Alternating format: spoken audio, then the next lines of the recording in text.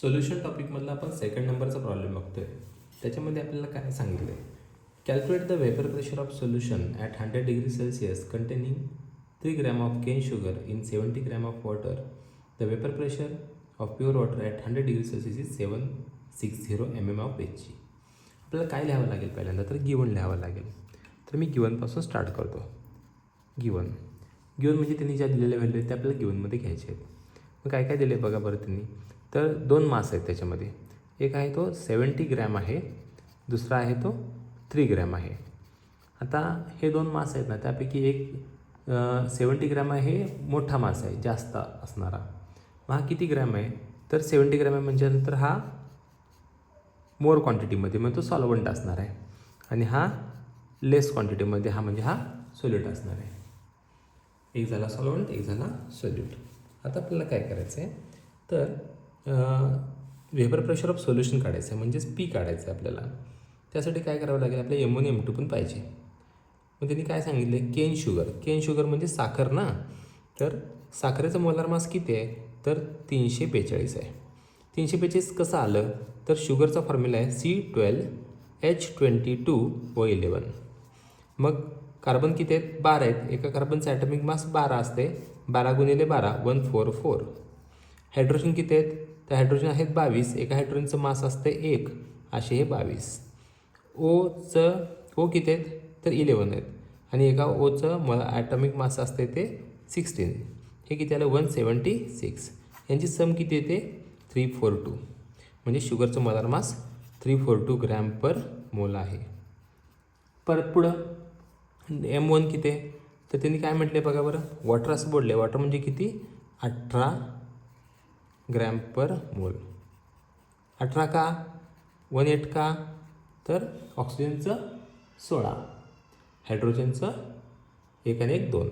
हे झालं गिवन. ह्याच्यामध्ये अजून एक गोष्ट राहिली आपली, प्युअर सॉल्वंटचं वेपर प्रेशर त्यांनी किती दिले, 760 mm ऑफ Hg दिलेलं आहे. परत झालं गिवन. पर टू फाइंड, काय फाइंड आउट करायचं आपल्याला, वेपर प्रेशर ऑफ सोल्युशन म्हणजे P is equals to question mark.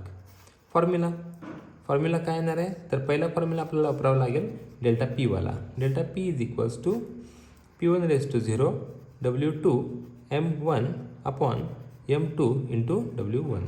आणि दुसरा फॉर्म्युला कोणता वापरायचा आहे, delta P is equals to P1⁻0 minus P, म्हणजेच P is equals to P1⁻0 minus delta P हा आपल्याला फॉर्म्युला वापरावा लागेल. मग कॅल्क्युलेशन स्टार्ट करूया आपण. डेल्टा P पहिला काढून घेऊया.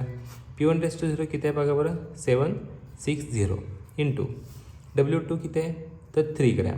परत M1 किती आहे, तर 18 ग्रॅम आहे. परत पुढं डिवाइड बाय M2 किती आहे आपला, 342 हा M2 आहे. परत W1 किती आहे, तर 70 ग्रॅम आहे, 70.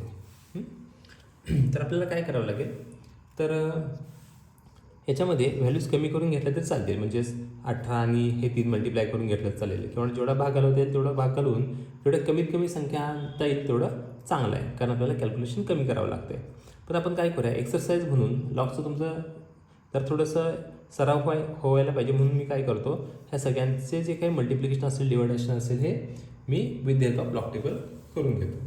आता बघा, ह्या तिघांचं मल्टिप्लिकेशन आहे म्हणजे ह्या तिघांच्या लॉगची सम होते. म्हणजेच पॉईंट इथं आहे, 1 आणि 2 इकडं आला, म्हणजेच किती आला, 2 पॉईंट. आता 76चा लॉग बघायचा आहे. मग 76चा लॉग आपल्याला कशामध्ये बघायचा आहे, तर 76चा 0मध्ये बघायचा आहे. मग बघा 76 कुठं आहे, तर 76 इथं आहे. 76चा लॉग आहे 8808. मग याचा आला 8808 प्लस 3चा लॉग बघायचा आपल्याला, कॅरेस्टिक किती येतं, 0. हा 30चा लॉग नसतोय ना, मग कुठला बघा बरं, 30चा लॉग आहे का, किती आला हा, 4771. मग इथं आला 4771. परत प्लस 18चा कॅरेस्टिक येतो 1, म्हणजे एक पॉईंट इथं पॉईंट आहे. ॲक्च्युली आपल्याला पॉईंट इथं पाहिजे असतो, एक डिजिट सरकावा लागला, मग 18चा कॅरेस्टिक आला 1. आता 18चा लॉग किती आला 0मध्ये, 2553. तर 2553. ह्या तिघांची काय करायची असते, बेरीज करायची आहे. 8 आणि 1 9 10, 9 आणि 3 12 हातच्या लेख, 7 आणि 1 8, 8 आणि 5 13, 3 हातच्या लेख.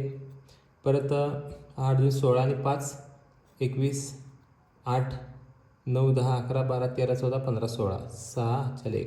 किती आला, हे 4 पॉईंट एवढं आलं. आता या दोघांची गुणाकार करायचे म्हणजे ह्या दोघांची काय करायची लॉगची बेरीज करायची. मग ते किती याचा कॅरेक्टरिस्टिक किती येतोय 2 येतोय तर याचा 2 पॉईंट घ्यायचा. आता आपल्याला कितीचा तर 34चा 2मध्ये आपल्याला लॉग बघायचा आहे. मग 34चा 2मध्ये बघा 34 इथं आहे परत 2मध्ये किती लॉग 53 40 तर इथं 53 40 हा लॉग आला प्लस 70चा लॉग बघायचा म्हणजे 1 पॉईंट 70चा लॉग किती येतं बघा बरं 70चा लॉग आहे 84 51 तर इथं 84 51 आला. दोघांची काय करायची बेरीज करायची 1 5 आणि 4 9 4 5 6 7 8 आणि 5 13 चले 4 पॉईंट एवढा आला. आता या दोघांचा भागाकार असल्यामुळं याच्यातून हे आलेला आन्सर मायनस करायचं. मग किती आलं 4.3791 3791. मग काय करायचं वजाबाकी 2तनं 1 गेला 1 3तनं 9 जात 13तनं 9 गेले 4 10तनं 7 गेले 3 परत 5तनं 3 गेले 2 आणि 0.0. आता ह्याचा काय बघायचा तर अँटीलॉग बघायचा. पुन्हा अँटीलॉग बघायचा 23चा 4 1मध्ये आपल्याला अँटीलॉग बघावं लागेल. बघा 23चा 4 1मध्ये 23 कुठे आहे बघा बरं 23चा 4मध्ये 4 1मध्ये मिन डिफरन्स 0 आहे म्हणजे 17 14 त्याला 17 14 आपला delta P is equals to 17 14.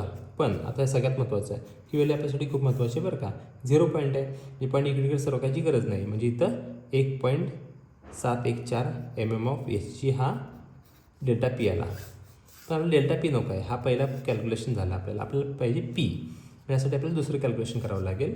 बघा बरं पी इज इक्वल्स टू काय आहे P1⁻0 मायनस डेल्टा पी.